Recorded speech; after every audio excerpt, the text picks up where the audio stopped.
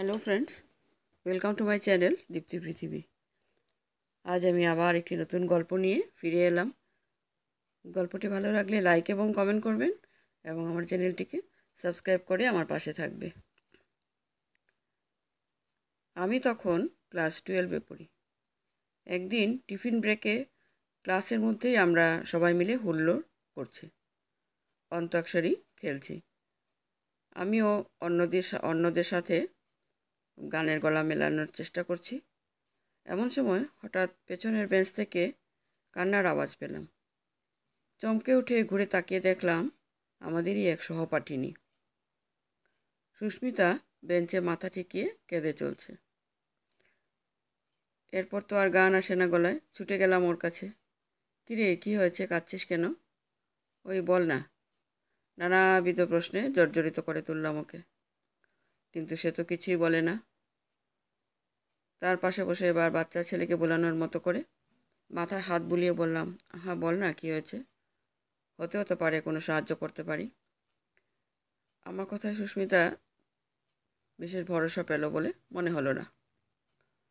তবু কী ভেবে কে জানে ব্যাগ থেকে একটা মোবাইল বের করলো। আমরা তো দেখে আটকে উঠলাম, কেননা আমাদের স্কুলে মোবাইল নিয়ে যাওয়া ছিল কঠোরভাবে নিষিদ্ধ এবং ধরা পড়লে গার্জেন কল, আর সেই সাথে 1 সপ্তাহের জন্য স্কুল থেকে সাসপেন্ড হওয়া অবধারিত ছিল। তাই আমি আর্তনাদ করে উঠলাম। সুস্মিতা বিরক্ত হলো, তুই আমার সমস্যা শুনতে চাস তো শোন, অন্য ব্যাপারে মাথা ঘামাবি না। আসলে ব্যাপারটা হলো, আমি বরাবরই খুব নিয়মনিষ্ঠ মানুষ। কোনোদিনও লেট লাইন অবধি হয়নি স্কুলে, আর তাই কাউকে নিয়ম ভাঙতে দেখলে ঠিক হজমও করতে পারতাম না। তবে ভাববেন না যে তার নামে দিদিমণির কাছে চুগলি করতে যেতাম। আমি শুধু সেই নিয়ম উল্লঙ্ঘনকারীর সাথে নির্দিষ্ট দূরত্ব বজায় রাখতাম। কিন্তু এক্ষেত্রে পরিস্থিতির বিচারে ওখান থেকে উঠে যেতে পারলাম না। যাই হোক, এরপর সুস্মিতা মোবাইল খুলে ব্লুটুথ ফোল্ডারে রাখা একটা ছবি দেখালো আমাদের। ছবি মানে স্ক্রিনশট। জনৈক চিরন্তন নামক ব্যক্তির সঙ্গে আমাদের ক্লাসেরই মহুলের কথোপকথন। বলাই বাহুল্য, গদগদ প্রেমে টইটুম্বুর ছিল সেই চ্যাট। দেখলাম চ্যাটে লেখা, চিরন্তন, তোমায় একবার দেখতে চাই, একবার 2 চোখ ভরে দেখতে চাই তোমায়। কাল প্লিজ তোমার টিউশন শেষ হলে দেখা করো পিএলপিতে প্লিজ। মহুল, আমি গেলে কিন্তু আমার বন্ধুরা সাথে যাবে। চিরন্তন, কেন? Don't you trust me? Mahul, না আসলে বাড়িতে কি বলবো? চিরন্তন, বাড়ির লোক জানবে কি করে? লিসেন, তুমি এখন 18 হয়ে গেছো। ইউ আর অ্যাডাল্ট নাও। সব ব্যাপারে বাড়ির লোকের পারমিশন নেওয়ার কোনো দরকার নেই। মহুল, কিন্তু? চিরন্তন, কোনো কিন্তু নয়। যদি আমায় বিশ্বাস করো তাহলে তুমি আসবে, আমি অপেক্ষায় থাকবো। চটজলদি স্ক্রিনশটটা পরে নিয়ে ব্যাখ্যার জন্য তাকালাম সুস্মিতার মুখের দিকে, কিন্তু সে কিছু বলার আগেই আমাদের দলের মিতুর উত্তেজিত কণ্ঠ শোনা গেল, এই চিরন্তনই তোর বয়ফ্রেন্ড না? এবার আমরা সবাই চমকে উঠে মিতুর দিকে তাকালাম। দেখলাম মিতুর চোখ বিস্ফারিত। বয়ফ্রেন্ড মানে ঠিক সেভাবে নয়, but he loves me and I love him to. He loves me? এটাই তার লাভের নমুনা? রেগে বললাম আমি। সুস্মিতা আবার কান্না জুড়ল। টিফিন শেষে মহুল ক্লাসে ফিরতে তাকে সুস্মিতা আর চিরন্তনের চ্যাটগুলো দেখানো হলো, আর তারপর অবধারিতভাবে মহুলের চোখ মুখের অবস্থাও সুস্মিতার মতো হলো। দুজনকে অনেক কষ্টে শান্ত করার পর স্থির হলো যে আজ রাতে মহুল আর সুস্মিতা দুজনেই দুজনের স্ক্রিনশট চিরন্তনকে পাঠিয়ে কৈফিয়ত চাইবে। পরের দিন স্কুলে এসেই গেলাম ওদের কাছে। দুজনে মোটামুটি যা বলল তার সারমর্ম এই যে ওই চিরন্তন দুজনকে একই রিপ্লাই দিয়েছে। তার মেসেজটি হলো এরূপ, আমি কবে তোমাকে বলেছি তোমায় আমি ভালোবাসি?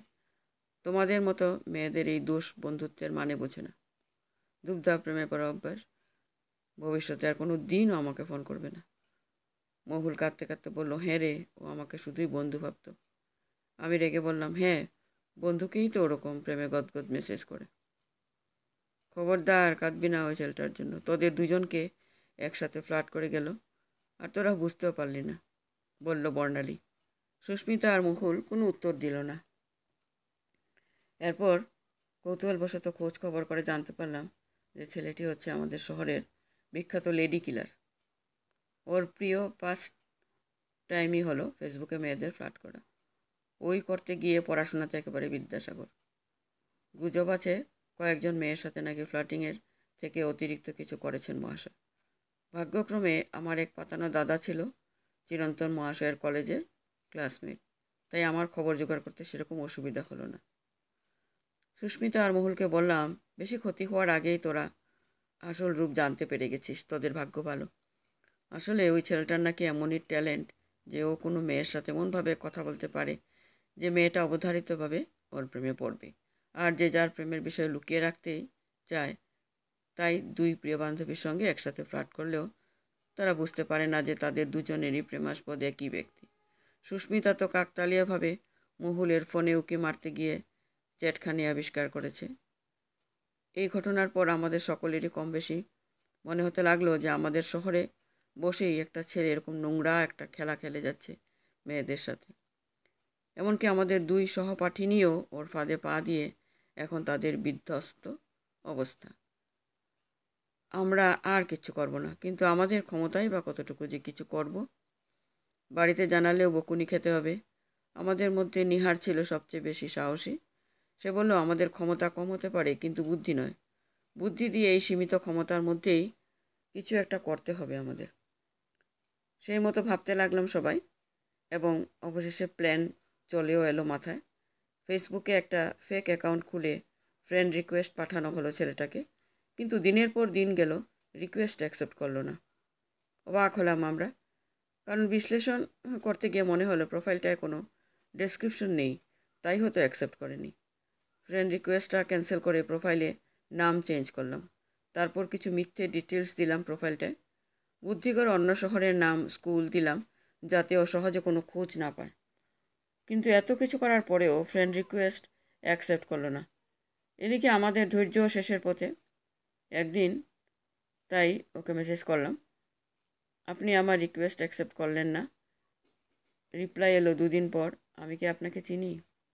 না, কিন্তু অপরিচিতের মধ্যেই তো পরিচিতির বীজ লুকিয়ে থাকে। অপরিচিত না হলে পরিচিতি হবে কি করে? লিসেন, আমি অন্য টাউনের কারোর সাথে ফ্রেন্ডশিপ করি না। Don't disturb me again. ও হরি, তাহলে এই সমস্যা। নতুন অ্যাকাউন্ট খোলা হলো, নতুন নাম, নতুন ডিটেলস। এবার কলেজ ছাত্রী যে আমাদের শহরেরই মেয়ে, কিন্তু বাইরে থেকে পড়াশোনা করে। এবার আরেকটু বুদ্ধি করে অ্যাকাউন্ট খোলার পর আগে ওর ফ্রেন্ডদের ফ্রেন্ড রিকোয়েস্ট পাঠালাম, তারপর অন্য কয়েকজনকে।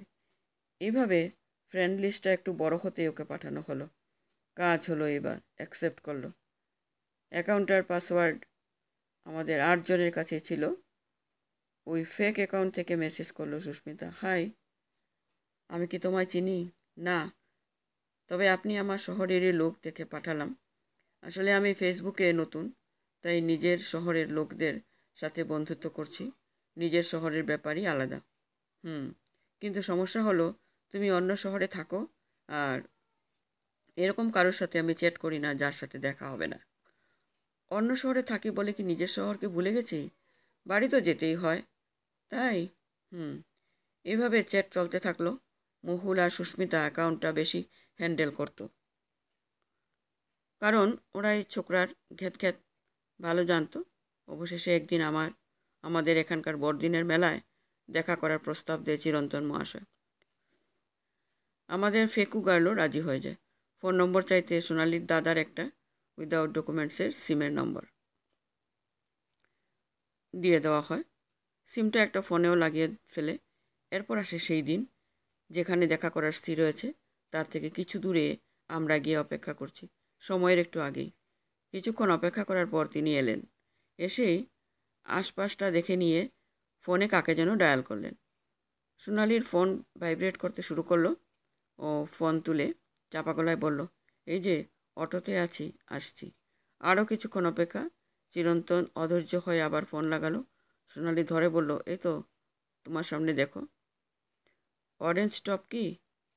চিরন্তনের কথা শুনে আমরা ওর সামনের দিকে তাকিয়ে দেখলাম সত্যি সত্যি একটি কম বয়সী অরেঞ্জ কালারের টপ পরা মেয়ে ফোনে কথা বলছে।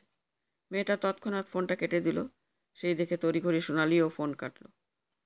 চিরন্তন কিছুক্ষণ ফোনে হ্যালো হ্যালো করে যখন বুঝলো লাইন কাটা, তখন মেয়েটার দিকে তাকালো। মেয়েটা ওর দিকে সাইড করে দাঁড়িয়েছিল, তাই মুখটা ভালো করে দেখতে পাচ্ছিল না।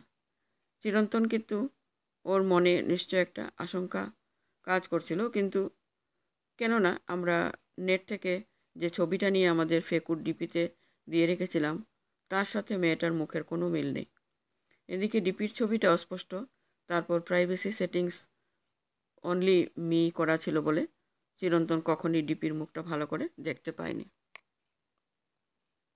তাই নিঃসন্দেহে হলতে পারছিল না। পায়ে পায়ে ও মেয়েটার কাছে এগিয়ে বলল, হাই মৌবনি। নো। কড়া গলায় শব্দটা উচ্চারণ করে মেয়েটা চলে গেল সেখান থেকে।